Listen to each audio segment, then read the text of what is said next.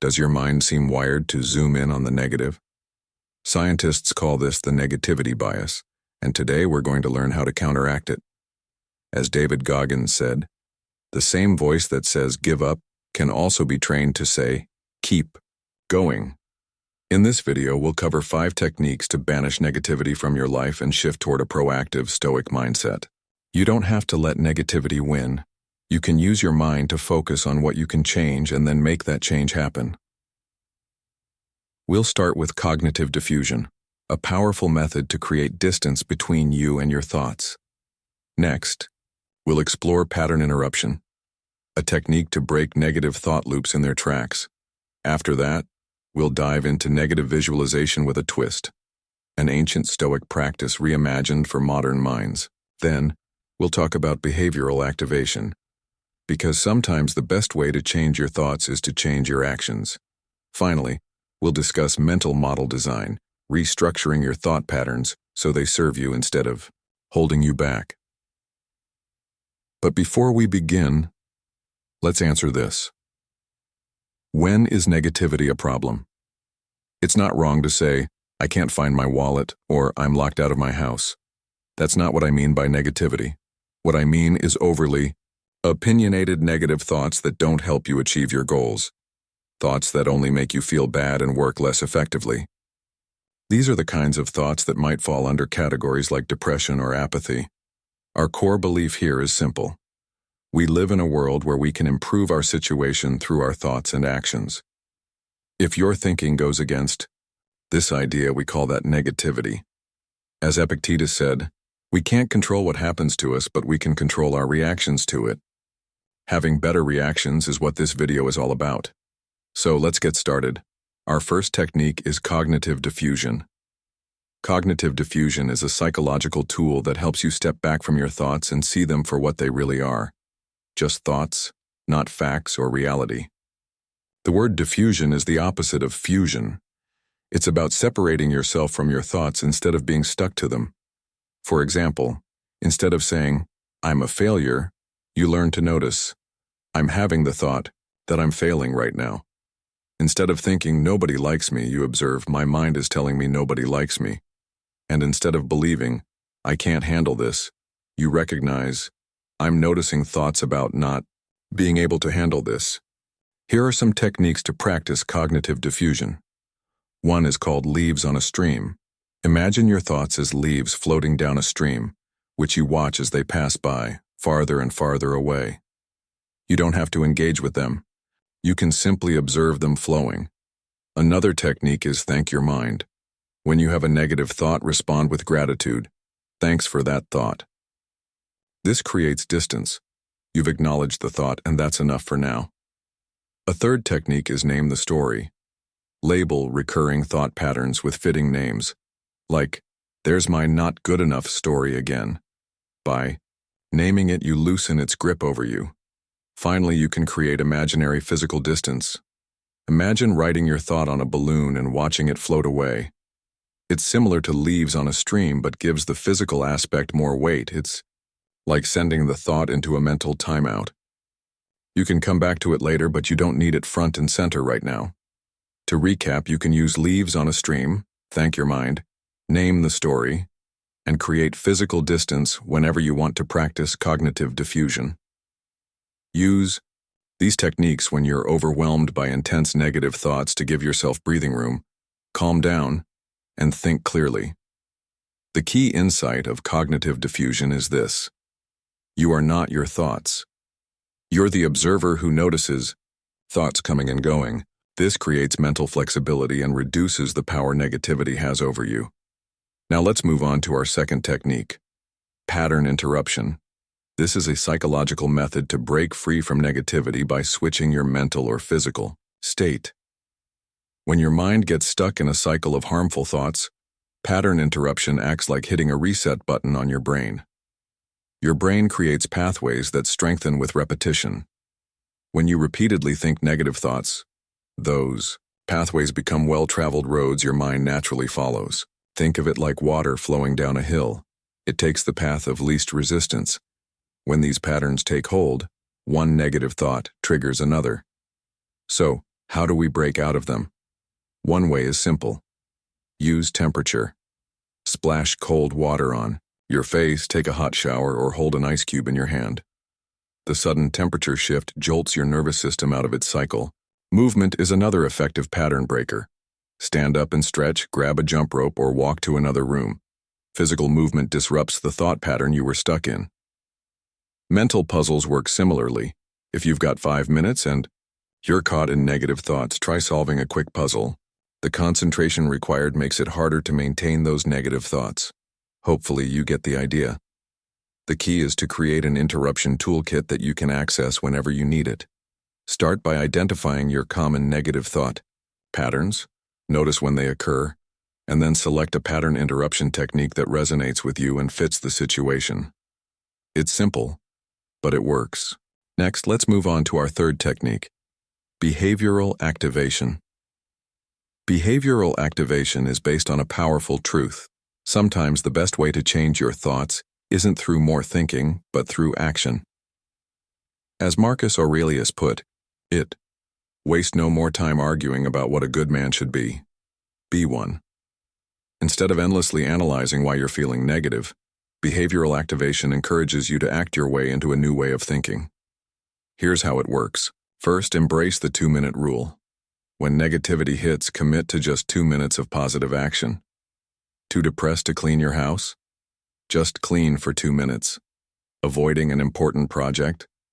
Work on it for just 2 minutes. Often you'll find yourself continuing beyond those first minutes once you've overcome the inertia of starting. Second, focus on building a positive history of action. Each small action you take creates evidence that contradicts your negative beliefs. If you think, I never follow through on anything, completing even one small task provides concrete proof against that thought. Over time, these positive data points add up, making it harder to maintain negative narratives. Third, create specific action plans for different thought types. For thoughts like, I'm not making progress, your action might be to list 3 things you've accomplished. For I'll never be good enough, your action could be practicing a skill for 15 minutes. The key is having pre-planned responses ready when specific negative thoughts appear. Finally, track your successes to build momentum. Keep a simple log of the actions you take and how they affected your mood. This creates a visible record of your progress and helps you identify the activities that make you feel your best. When negative thoughts tell you nothing matters or nothing will help, behavioral activation challenges that directly with evidence. It's hard to believe you're powerless when you're actively taking steps to improve your situation. In summary, start small with the 2-minute rule. Build positive data points that contradict your negative beliefs. Create specific action, plans for different thought patterns, and track your successes. This technique works because it shifts you from passive to active within the context of your life. And that alone can break the grip of negativity and put you back in control. Our fourth technique is all about gradual improvement. It's called thought recording. The idea is simple. By examining your thoughts systematically, you can learn to separate critical thinking from unhelpful negativity. Start by tracking your thoughts effectively. Today, we have powerful tools in our pockets that can help. Apps like Mood Notes, Thought Diary, or even a simple notes app on your phone. The key is to write down emotional thoughts quickly as soon as they arise. Once you've captured a thought, here's what to do with it. Examine the evidence both for and against. For example, if you think, my presentation was a disaster, you might list evidence for, I stumbled over my words, but also challenge it with evidence against, my boss thanked me afterward. This approach helps you generate a balanced perspective. Instead of thinking, I'm terrible at presentations, you might conclude, I had some rough moments, but I also connected with my audience, and with practice, I can improve. You keep the good, critical insights that help you grow while discarding the unhelpful negativity. As the Stoics understood, acknowledging reality, including its difficulties, is crucial for developing wisdom. Thought recording is about seeing situations clearly without the distortion of excessive pessimism. To recap, try this approach the next time you notice a persistent negative thought. First, write it down exactly as it appears in your mind. Then, List evidence both for and against. Finally, create a more balanced alternative that accounts for all the evidence representing the truth of the situation better. What you'll often find is that your belief in the negative thought decreases, not because you've forced yourself to think positively, but because you've engaged with reality more fully. And that can only be a good thing. Our fifth and final technique is mental model design. While our other techniques help you work with negative thoughts as they arise, mental model design is about restructuring your environment to prevent negativity from taking hold in the first place. Think of it this way. If you wanted to eat healthier, you wouldn't just rely on willpower every time you opened the fridge. You'd stock your kitchen with nutritious foods and remove temptations. The same principle applies to your mental environment. Let's start with your physical space. Your surroundings have a profound impact on your thoughts. The ancient Stoics understood this. Seneca advised carefully choosing the company we keep and the environments we live in. This could be as simple as creating a dedicated area for focused work, free from distractions, or decluttering your living space to reduce visual chaos that contributes to mental noise. Research shows that people who work in organized environments persist longer on challenging tasks, a win that helps you overcome circumstances that let negative thoughts arise. Next, consider your digital environment. Our devices can be gateways to either inspiration or despair. Try this. Audit your phone's home screen and social media feeds. Replace apps that trigger anxiety with tools that support reflection or learning. Set boundaries around news consumption if you find it feeds your negativity bias. Beyond your physical and digital spaces, mental model design includes creating positive thought-supporting routines. The Stoics emphasize the importance of daily practices that strengthen the mind. Marcus Aurelius began each day with journaling to set his intentions and remind himself of his values. You might establish a morning routine that includes gratitude, practice or visualization of successful outcomes, or an evening routine that involves reflecting on what went well, not just what went wrong. These practices create pathways in your mind that make positive thinking more automatic over time. Finally, mental model design involves having the courage to restructure your life situations. Sometimes the bravest thing you can do is remove yourself from environments fundamentally misaligned with your values or growth. As Epictetus said, make the best use of what is in your power, and take the rest as it happens. Mental model design works because it acknowledges that humans are contextual beings. By thoughtfully shaping your environment, you're making it easier for your best self to emerge naturally.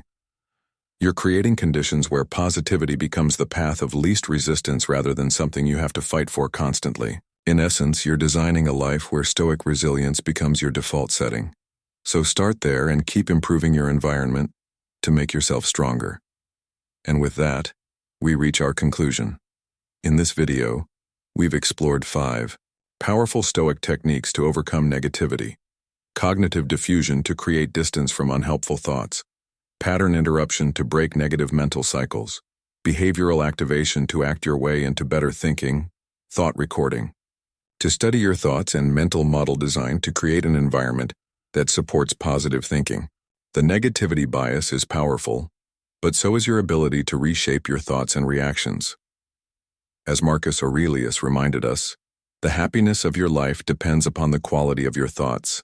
By applying these Stoic principles consistently, you can transform your relationship with negativity and build resilience that serves you in every area of life. Whether you're starting a business, changing careers, or facing any other life challenge, we hope these principles can help you find your way forward.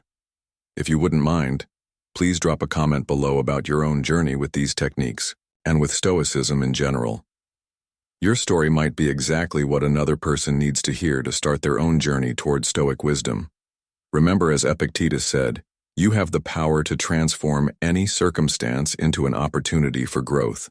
Whether you're practicing cognitive diffusion, interrupting negative patterns, activating positive behaviors, recording your thoughts, or designing mental models, every moment is a chance to strengthen your inner citadel, to turn past failures into present strength. Finally, don't forget to subscribe and hit that notification bell for more videos about Tran.